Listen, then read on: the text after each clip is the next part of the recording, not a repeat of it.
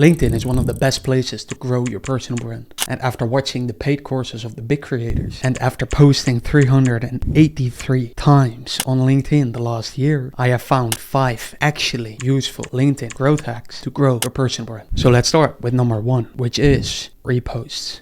And I quote Matt Gray here, reposts are the ultimate metric on LinkedIn. What he also said was that he's seen his posts, if they've gotten over 400 reposts, that it was very likely for them to get over 500,000 impressions. They are hard to get, but they are the ultimate metric on LinkedIn. So that is not likes, not comments, and not even follower count. Because I've seen many creators who have very low follower count getting a lot of likes because I can't see impressions of other profiles. And they got a lot of likes because they found ways to increase their reposts. So here's a secret you can do, which is to calculate or delegate that process, your repost to like ratio. Now, of course, it's even better if you do this for yourself and to do it through not your like, but your impression count. But if you want to compare yourself to others and find patterns, you always have the like count of other creators that's publicly available. Impression count is not. So using this ratio, or perhaps just both, especially this one, is something impactful you can do, because from those patterns that you see, you can now create better posts if you care about getting more impressions, which is another topic, because more impressions doesn't always lead to more profit. So let's do an example. Let's get Matt Gray's most reposted post and let's calculate it. As I've mentioned, he has over 700,000 followers as I speak. And on his most reposted post, he has 7,857 reposts. And we divide that by the like count, which is very high. 76,235 likes. That leaves us with a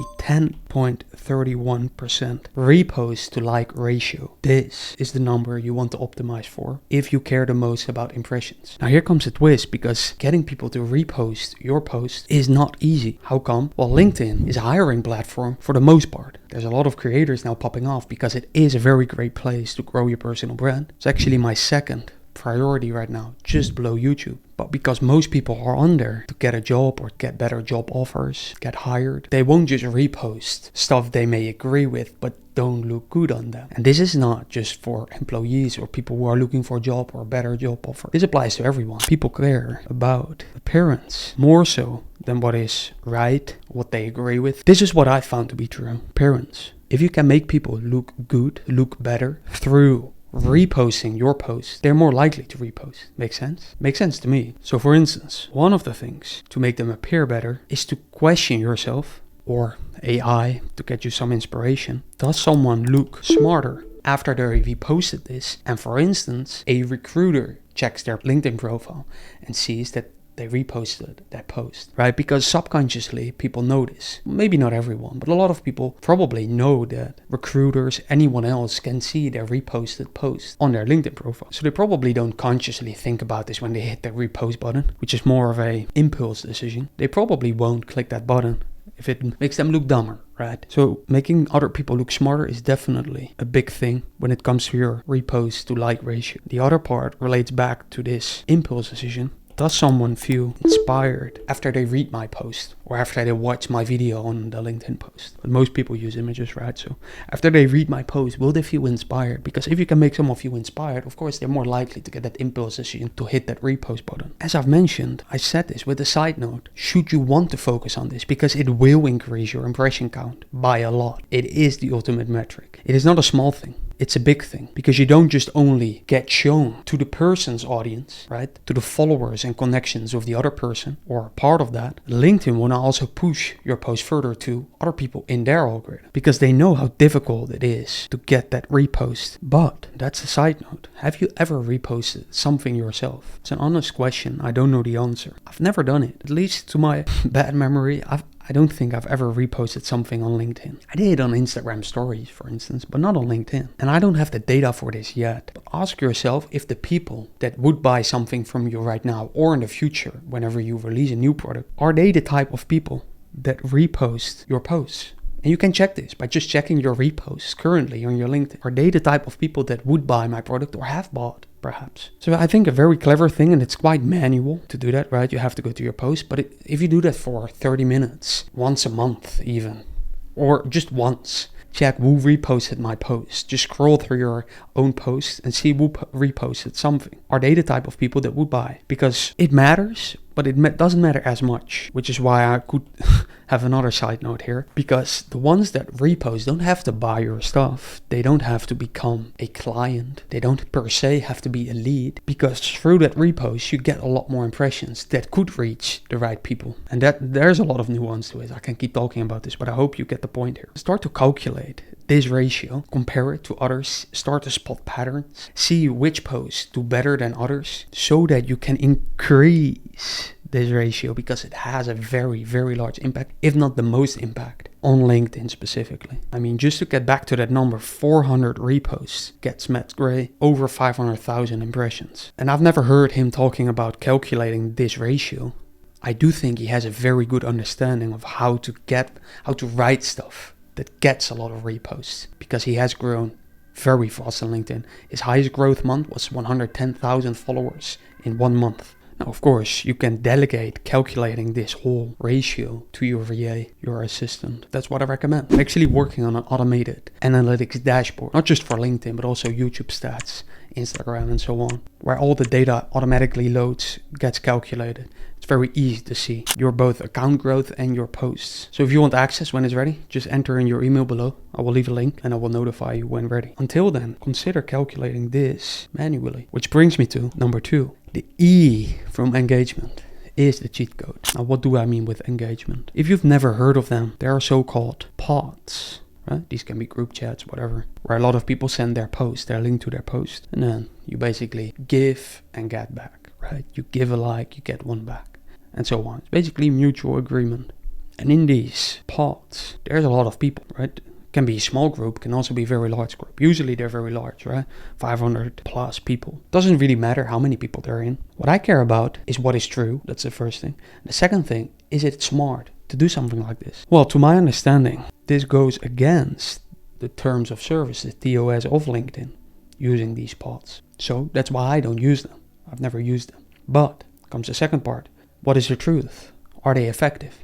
They are, right? They increase your impressions, because you basically get more engagement. And of course, that's a good trigger to the LinkedIn algorithm.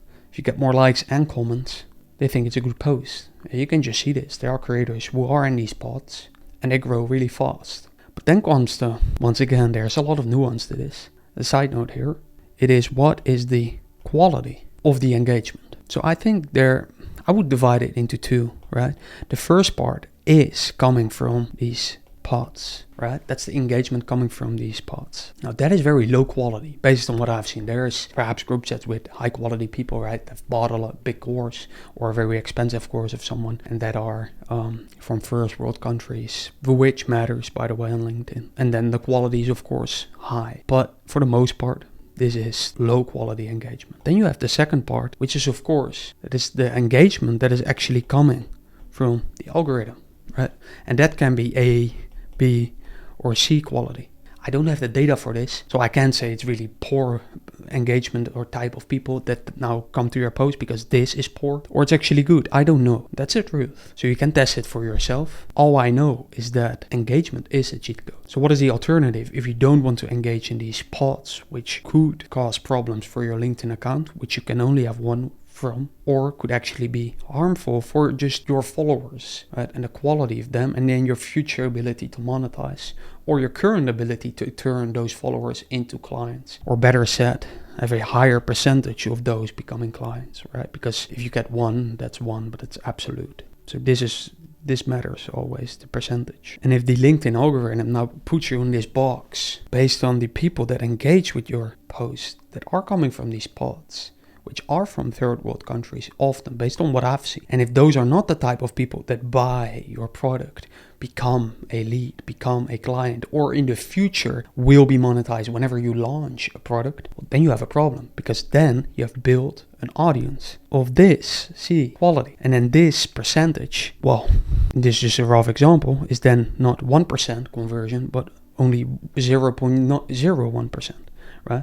Just rough numbers here. I don't know about the numbers. You get the point. It's getting lower. So what is the alternative if you don't want to do that? Or if you don't want to test it for yourself, which I think most people are lazy and just don't want to test this and verify for themselves what works better. Then what is the alternative? Well, it's one-on-one relationships, right? Some creators talk about this. Dan Koe often mentions it. Building these one-on-one relationships with people helps you be very specific. And there's a lot of second and third order consequences that I consider positive from forming these one-on-one relationships with a few quality creators, where it's just natural where you engage with each other. It doesn't happen by force. You just help each other grow. Now, of course, that is not against the terms of service, so that's safe. And what I consider to be effective, because once again, getting more engagement on your posts will increase your impressions. And it is, based on my own results, worth my time. Can you delegate the process? Of course. It may be more difficult, but it's possible. Why is it more difficult? Well, because it is based on one-on-one relationships and not one-on-two where your employee is involved, right?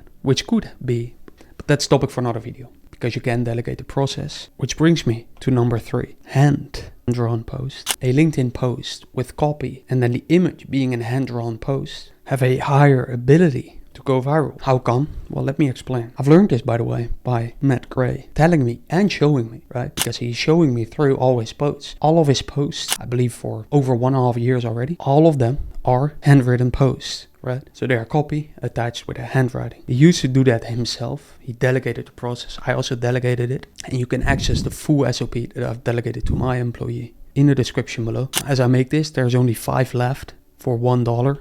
Right? Extremely low price. I've spent over 7 hours creating that SOP and months of looking how I could delegate the process, because they take a lot of time if you have to do them yourself, right? The whole picture process, writing it, finding out what to write, etc. But I found a way to delegate the process without my assistant writing in her own words, which is something I don't want because it lowers trust. And I do think that is really important for many reasons. So I was looking for a way, how can I delegate this process without her having to write herself, but still while it having high ability to go viral, because not every handwriting post has a high ability to go viral. So I figured that out, all delegated, with only 10 minutes of my time per week to review 7 of these handwritten posts, the layouts to be exact. Again, I explain everything in that SOP, but I review the layouts, roughly 10 minutes. I approve everything, maybe make some changes here and there. Then she starts the handwriting process, then she starts the photo shoot. And again, it's from A to Z. I thought of everything. As you know me, I care about the details because I do think they matter, and they can all combined have a big impact. So I thought about file management, how to rename the files, how to store them so we can easily repurpose them. Also, how we can record videos from them while she is doing the photo shoot, because that's something that Matt Gray isn't doing, but that I think is worth it, right? Because it takes little time to make videos from those handwritten posts, but they can go viral now on TikTok, right?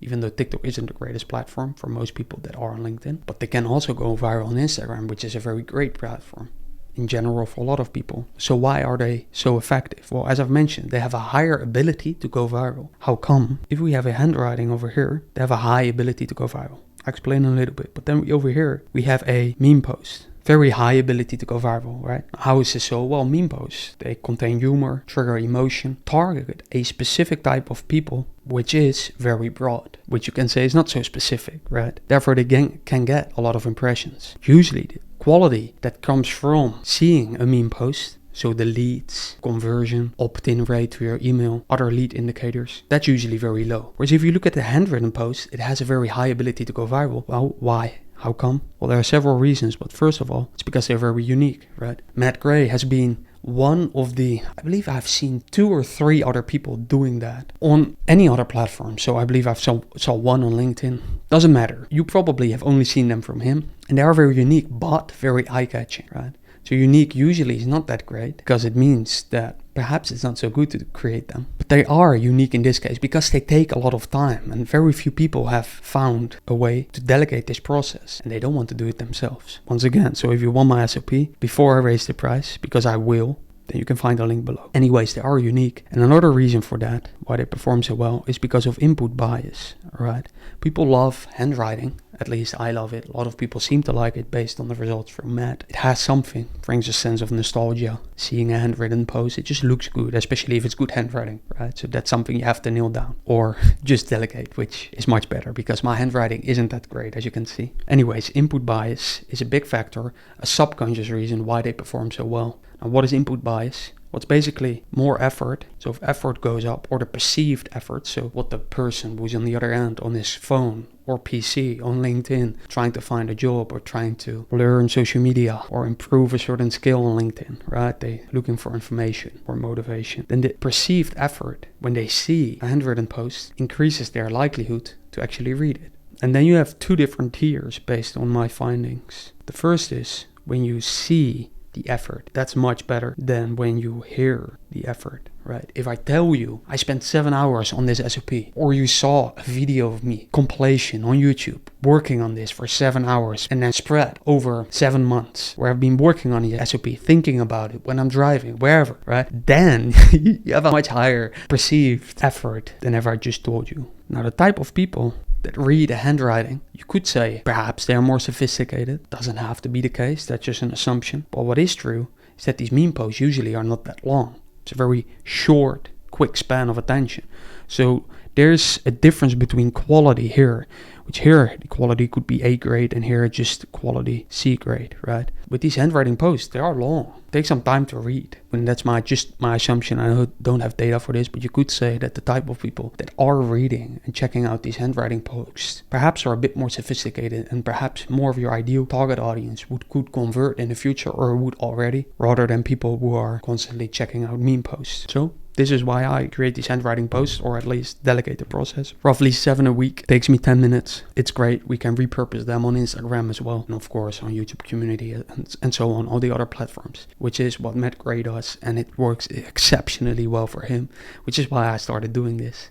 And he actually gets a lot of virality on Instagram as well. And I consider them another cheat code on LinkedIn. If you are willing to either create the SOP yourself to delegate the process, do it yourself, the actual handwriting and taking the picture, and you simply stand out from the rest on LinkedIn. And I just love the subconscious parts here of the handwriting, and it's something that I can't prove with data, which I don't like that much. At the same time, it's a piece of art almost, and I'd much rather, and I do believe that this is a very positive impact on your brand, whereas meme posts who can go viral as well are just they almost downgrade you, your personal brand. So you go viral, but then it has a negative impact, which you don't want. So handwritings have a higher viral ability. Not everyone. Again, I've tested it for myself. I'm posting them right now. Some get more engagement than others, which depend on a lot of factors. But if you were to post it with a general picture of yourself in a LinkedIn copy or a handwriting, it's much likely to get a higher ability to go viral. Which brings me to number 4, something you don't want to do, otherwise it would hurt your reach, your impressions, which is outbound links. Don't include them in your post if you want the most impressions. Yeah, but I need leads. I need people to go to my website, Jordan, to my video on YouTube, to my newsletter. I get you. We all want that. So what can you do? Well, I think we can keep this one short. Matt Gray, what he does, at least that's what he mentioned in his course. He has LinkedIn delegated to a social media manager, but his social media manager adds in the call to action, or I would say adds in the outbound link, because you can have the call to action also inbound, which is basically within LinkedIn, which is saying, hey, follow me, which I don't have the data for, but doesn't seem to hurt reach, or at least doesn't hurt reach as much, right? Because you're basically saying, go to my profile on LinkedIn. And why would LinkedIn dislike someone going to your profile to follow you? But using outbound links, of course, a lot of stuff can happen, right? Someone can never return to LinkedIn ever in their life, and because they now went to your website. LinkedIn, they are still fair with this, right? If you look at Twitter and X, they really dislike this. The whole algorithm changed some time ago. But since this is a LinkedIn video, I won't go into that much. And Instagram doesn't like it either. No platform likes it, but LinkedIn is still fine. And a small little cheat code here is to just edit your post later. This is not just something Matt Gray does. Justin Welsh does this as well. If you look at other big creators, what you will see is that it says edited just below their post, their date, etc. It will say edited because they added in their call to action later on, which is something I do as well. I just set my alarm. Currently, I post myself on LinkedIn, right? I don't have that delegated. I write everything myself also, which I always recommend because it will increase trust. But I just set an alarm 30 minutes after I posted to add in the outbound link, which could be to a YouTube video, or it could be to a newsletter, or it could be to your website. Wherever, adding it in 30 minutes after. I'm not sure about the exact time. Matt does this 30 minutes after. I don't have the data, so I like to follow the big creators, right? Even though I don't like to be following, because it leads to sheep behavior and not to truth. I don't have the data yet. So 30 minutes seems to work fine. Adding in a link. And why does this work better than adding in the outbound link right away, or not at all? It's because, based on my understanding, LinkedIn wants to see first engagement on the post. And of course, they will lower their reach, spreading it in the algorithm whenever you include a link. And of course, the first 2 hours, the golden hours, they are called on LinkedIn, they are really important. And if they see a big drop in percentage on all those different factors and all those different metrics, like count, etc., because they now lower your reach because you have a link, then of course it gets less impressions. But if you add it in 30 minutes later, they have now already spreaded that post to more people, and it will be hurting your post less. And as you can see with Matt and Justin Welsh, their post goes still viral even after adding in their outbound links. And why just create posts without any outbound links? I don't think, that's my current thought on this, I don't think it's wise to not include an outbound link to either your YouTube, to your newsletter, to your product, to your lead magnet, whatever it may be. I don't think it's wise, because otherwise people just keep scrolling and they may become a follower, but they keep reading your stuff without something happening. And I prefer to have more people on the email list than just followers on LinkedIn, which is basically vanity metric, even though there's a lot of nuance to that, right? Which brings me to number 5. Find out which content, which posts make you the most amount of money. Because usually this happens, no money at all from your posts, or very little. And with money, that could mean either a direct purchase of your digital product, either becoming a client of your agency, consulting, whatever it may be. Find out which content makes you the most money. You say maybe, oh, that's very short-term focused, Jordan, because I don't care if my post doesn't make me money right away. There's nuance to this, I agree. But why would you create posts that also in the future would not get you any, money, after all, profit, right? Because that matters to most people the most. Then it doesn't make sense to post content A, or the topic, or the title, because if post B, topic B, ideas involving topic B, titles around B make you more money, get you more clients. So what if there was a way to figure out what type of content makes you the most money right away, or in the future, if you don't have a product yet, if you don't have a business yet, but you are starting to create content because you do see that as the first natural step in the process? Well, it's very important. It doesn't matter if you already have a product or in the future will launch a product. What is important is that you create an audience that is likely to convert in the future, right? I mean, it makes more sense to create an audience where 1% of your follower count or 1% of your impression count, your average impression count, buys something from you, rather than 0.01%, right? It doesn't really make sense. Even though there's still nuance to this, because if you can generate 1 million followers that now convert at this rate, versus if you only post content B and you only gather an audience of 10,000 people, then let's do quick math here. 1 million. Then we still have 10,000 people here, and of course only 100 people here. Now it depends then also on the price point and so on, but you get the point. Usually this makes you more money. As I said, there's nuance to it. So what if there's a way to figure out how to increase that number through what you're posting right now, whether you have a product again or you don't have it yet? How can you make sure percentage is going to be higher? By posting the right stuff and less of the wrong stuff, and by creating that feedback loop. Well, exactly that is what I figured out, and it's not easy.